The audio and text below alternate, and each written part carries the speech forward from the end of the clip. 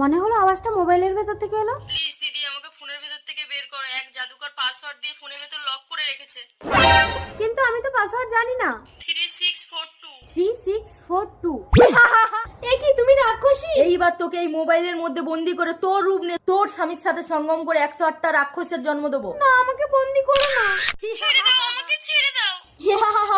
এইবার আমি তোর রূপ নিয়েছি। মানুষের বংশ ধ্বংস হবে, সারা পৃথিবী রাক্ষসের রাজ্য হবে। কাব্য কাব্য ওই তো তোর স্বামী আসছে।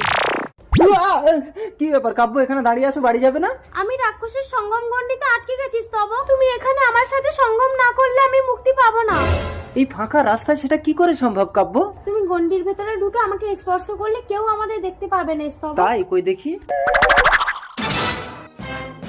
ও রাক্ষসী, ওকে স্পর্শ করো না স্তব। मेरा नाम चादू, আমি দেখাই জাদু, রাক্ষসী মোবাইলে কাবু।